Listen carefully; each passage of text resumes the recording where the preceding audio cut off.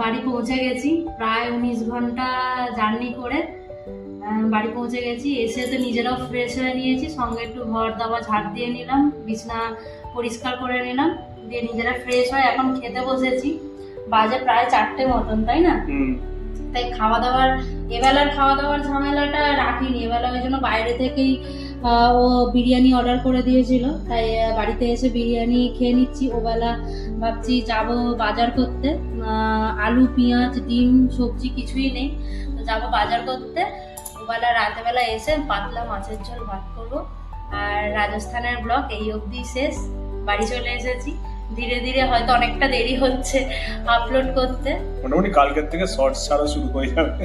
হ্যাঁ, ধীরে ধীরে সব আপলোড করব। যাই হোক, আজকের এই পর্যন্তই ব্লগটা, দেখা হবে আবার নতুন একটা ভিডিও। বাই। সন্ধেবেলা ভাবছিলাম বাজারে যাব, কিন্তু আমার সিদ্ধার্থ দুজনেরই শরীর খারাপ, ঠান্ডা লেগে গেছে, তার জন্য আর বাইরে থেকে আর বাজার করতে যাইনি, অনলাইনে নিয়ে নিয়েছি। এখানে নিয়েছি 2টো ফুলকপি, আর এখানে রয়েছে গাজর আছে। একটা ভালো জিনিস আপনাদেরকে দেখাবো, এখানে গাজর আছে, 1 কেজি আলু পেঁয়াজ, মোটামুটি এই 2-4 দিন চলার মতন নিয়ে নিলাম। তারপরে তো আবার কিছুদিন পর মার্কেটে যাব, মঙ্গলবার দিন মার্কেট বসবে আবার, আজকে ইচ্ছা হচ্ছে না।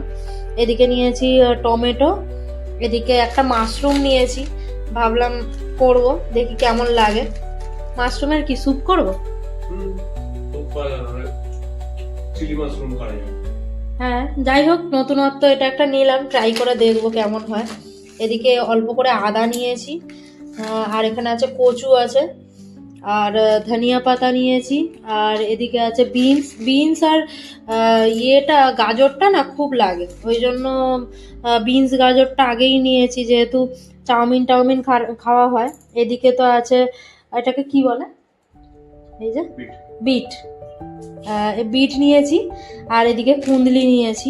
অ্যাকচুয়ালি কুন্দলিটা আমাদের ভুল করে এসে গেছে, আমরা ভেবেছিলাম পটল দিচ্ছি, মানে এমন শেপটা বুঝতেই পারিনি যে এটা পটল না কুন্দলি, আসার পর বুঝলাম যেটা কুন্দলি অর্ডার দিয়েছি। যাই হোক, মোটামুটি সবই ভালো পেয়েছি। এতটা বাজার হয়েছে, কিন্তু এর মধ্যে হচ্ছে সব থেকে ভালো জিনিস, সেটা হচ্ছে এই যে এই টমেটোর এই যে বাঞ্চটা, এটা আর এই গাজরটা, এই দুটোই পেয়েছি 2 টাকায়। এটা 1 টাকা নিয়েছে, এটা 1 টাকা নিয়েছে, 1 টাকা 1 টাকা 2 টাকা, এই দুটো। আর বাদ বাকি জিনিস নর্মাল পারচেস যেভাবে হয়। ভাবলাম অল্প কিছু বাজার করে নিই, কারণ দুজনেরই যেতে ভালো লাগছে না বাইরে, আর ঠান্ডাও পড়েছে, তার সঙ্গে সর্দি কাশি আমাদের লেগে গেছে ভালোই, যার জন্য শপিং করলাম ওই অনলাইন থেকে। তো তার মধ্যে দেখলাম বেশ ভালোই হলো, আমাদের 1 টাকা 1 টাকা করে পেয়ে গেলাম নতুন। আর একটা জিনিস এনেছি, ও যেটা দাঁড়িয়ে দাঁড়িয়ে এক্ষুনি খাচ্ছিল, এই যে রাজস্থানি গেওয়ার, এটা ওখানে ট্রাই করেছিলাম। এরকম গোটাটাই পুরোটা এটা ছিল, কিন্তু দুজন মিলে আজকে জয়পুরের ফেমাস তো,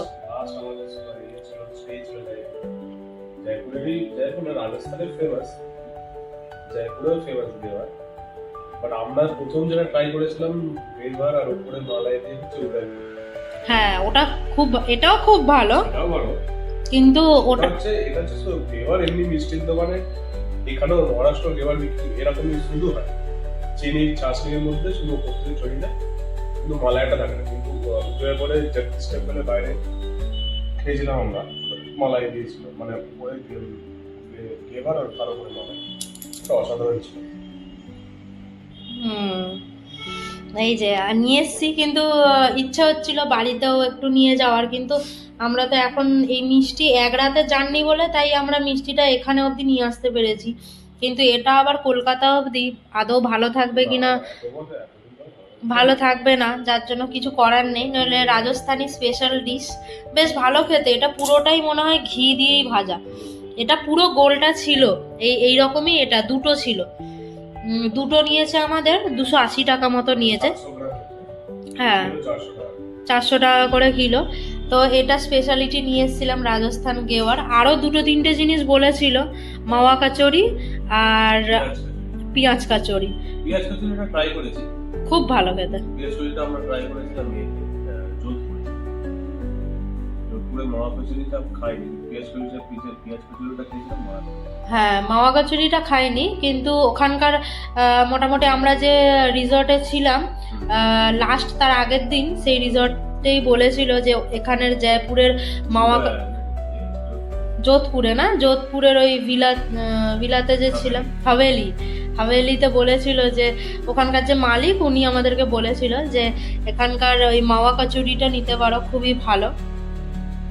যাই হোক, এই যে আমরা মানে এনে আবার খাওয়াও অর্ধেক হয়ে গেছে। এই যে দেখছেন, খুব ভালো খেতে, ঘি দিয়ে পুরো ভাজা। আর জামা কাপড়ের অবস্থা এই, আপাতত এখন খুলে রাখা রয়েছে। ওখানে যত জামা কাপড় সব ধুতে হবে, তো ধীরে ধীরে করে কিছু ওয়াশিং মেশিন, কিছু হাত দিয়ে ধোয়া হবে। আজকে এসেছি, ফ্রেশ হয়েছি, ঘরদোর পরিষ্কার করেছি, কাল থেকে শুরু করব নাকি। লাস্ট দুটো দিনে অ্যাকচুয়ালি ঠান্ডা লেগে গেছে, অনেকটা বেশি ছিল।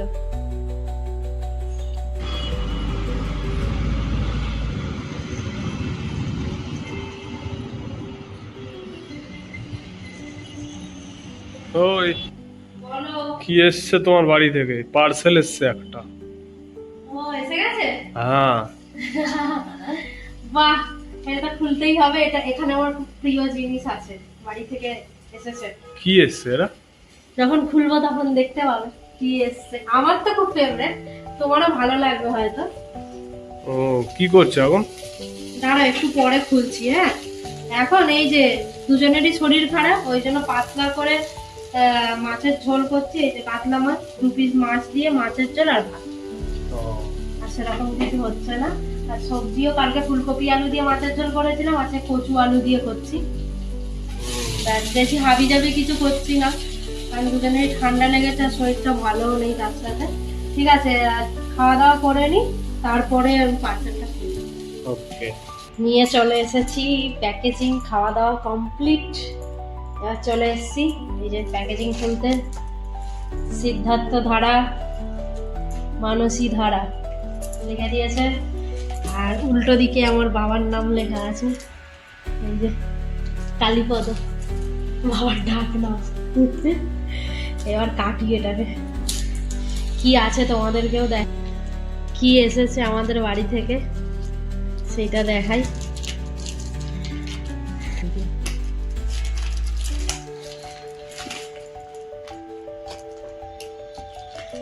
এই উপরের প্যাকেজিংটা মনে হয় কোম্পানি করেছে, আর ভিতর এই কালারিং পেপারটা আমার মা করেছে।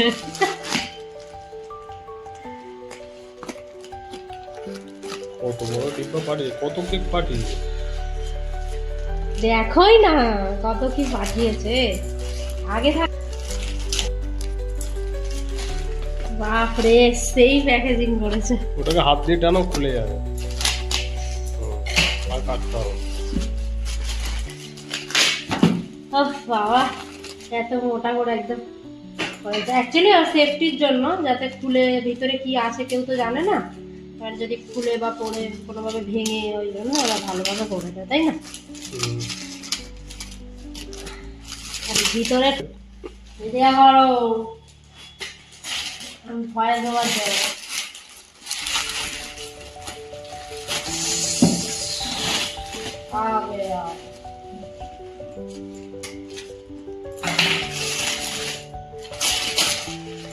ও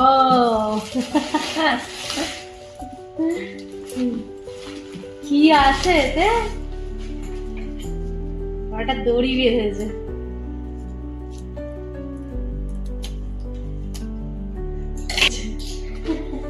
ভালো আছে কিনা দেখো।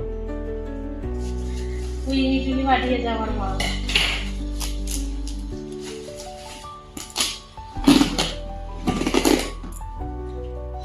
এই কৌটোটা কবে কারের, আমি বাড়িতে ছিলাম তখন আমাদের পাড়ায় এক দোকানদার এসেছিল, 100 টাকায় 2টো কৌটো কিনেছিলাম, সেটাই আমার মা পাঠিয়ে দিয়েছে।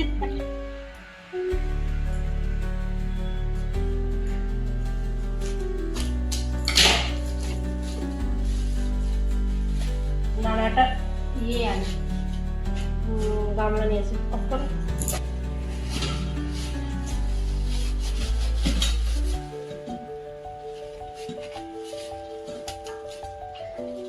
এগুলো অনেক বড় বড় হয়ে গেছে। কি ভালো লাগে না, এটা একটু হালকা আগের বারের থেকে এবারেরটা একটু হালকা মানে বড় বড় আছে, আগের বারে একদম কচি কচি ছিল। এগুলো পেকে গেছে, পাকাও ভালো লাগবে খেতে। দেখা যাক না, রান্না তো করি তারপর কেমন লাগে। এ তো আমাদের এখানে বোম্বেতে পাওয়া যায় না, বাড়িতে বসে এই যে দেশীয় জিনিস পাচ্ছি, কি যে ভালো লাগছে। অনেকটাই বড় বড় হয়ে গেছে এগুলো। চলো রান্না যখন করব তখন তোমাদেরকে রেসিপি দেখাবো। এর আগেই কিছুদিন আগেই রেসিপি শেয়ার করেছি, যখন এসেছিলাম বাড়ি থেকে তখন নিয়ে এসেছিলাম, আবার এই চলে এসছে 1 মাসের মধ্যেই আবার কাছে। চলো স্টার্ট।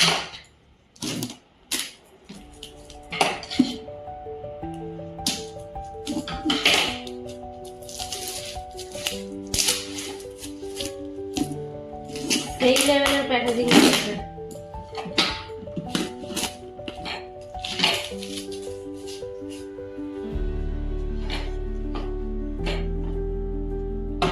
ও দেখো দেখো দেখো, বাবা এত কেক কি হবে? কিন্তু 4-5 মাস ধরে শুধু কেকই খাওয়া হবে। দেখো দেখো কত কেক পাঠিয়েছে।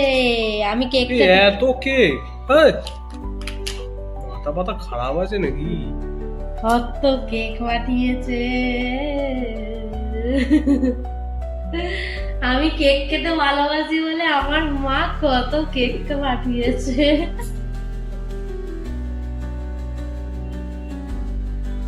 দারুন দারুন, এই যে সব নম্বরে থাকে এরকম না।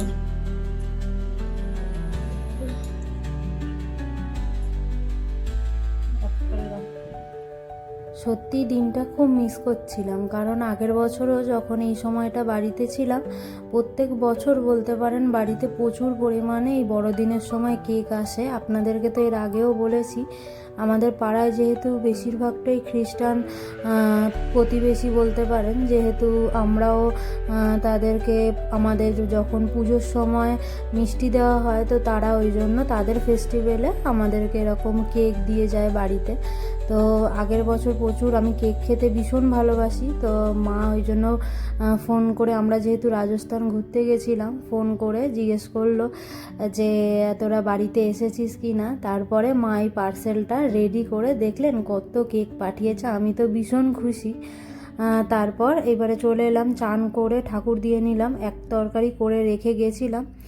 আর তারপরে এখানে এসে অল্প করে একটু মাশরুম করছি। মাশরুম আগের দিন আপনাদেরকে দেখালাম যে মাশরুম কিনেছি, তো সেটাই এখন করব। তো মাশরুমটাকে কেটে আগে নুন হলুদ তারপরে একটু লঙ্কা গুঁড়ো হলুদ গুঁড়ো দিয়ে মাখিয়ে রেখে দিয়েছি। আর এদিকে পোস্ত কাজু চালমগজ তারপরে একটা টমেটো দিয়ে ঘুরিয়ে নিলাম, ঘুরিয়ে এবারে পেঁয়াজ কাঁচা লঙ্কা কালো এমনি নর্মাল জিরে সাদা জিরে ফোড়নে দিয়ে এদিকে আদা বাটা দিয়েছি, দিয়ে একটু ভালো করে হালকা নেড়ে ভাজা ভাজা হয়ে এলেই তারপরে এই মিক্সির যে পেস্টটা করে রেখেছিলাম ওইটাই পুরো ভালো করে দিয়ে দিলাম। এর মধ্যে স্বাদ অনুযায়ী একটু লঙ্কা দেবেন, যে এবারে গুঁড়ো লঙ্কা খেলে গুঁড়ো লঙ্কাও দিতে পারেন। আমি যেরকম কাঁচা লঙ্কার ব্যবহারটা বেশি করি, তাই কাঁচা লঙ্কা দিয়ে ভালো করে এবার ওটাকে কষাতে দিয়েছি। এদিকে ও এসে পাশেই দাঁড়িয়ে আছে, তাই ওর সাথে একটু ইয়ার্কি মারছি যে তুমি এর আগে কেমনভাবে খেয়েছো। বলছে সেরকম 2-1বারই খেয়েছি, তো তোমার হাতে খেয়ে দেখবো কেমন লাগে। তো এই নিয়েই কথাবার্তা হচ্ছিল।